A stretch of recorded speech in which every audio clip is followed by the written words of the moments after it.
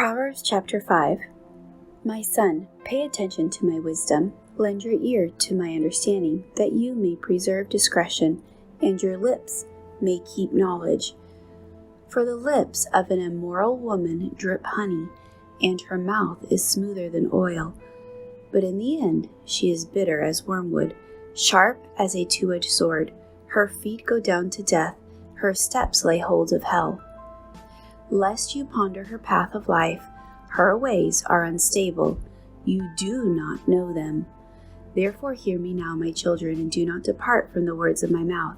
Remove your way far from her, and do not go near to the door of her house, lest you give your honor to others, and your years to the cruel one, lest aliens be filled with your wealth, and your labors go to the house of a foreigner, and you mourn at last, when your flesh and your body are consumed, and say, How I have hated instruction, and my heart despised correction.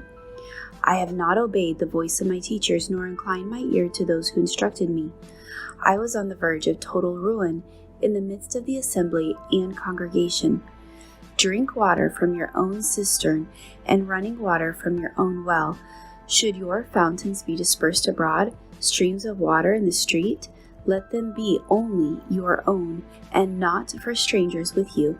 Let your fountain be blessed, and rejoice with the wife of your youth. As a loving deer and a graceful doe, let her breast satisfy you at all times, and always be enraptured with her love. For why should you, my son, be enraptured by an immoral woman, and be embraced in the arms of a seductress? For the way of man are before the eyes of the Lord, and he ponders all his paths. His own iniquities entrap the wicked man, and he is caught in the cords of his sin. He shall die for lack of instruction, and in the greatness of his folly he shall go astray.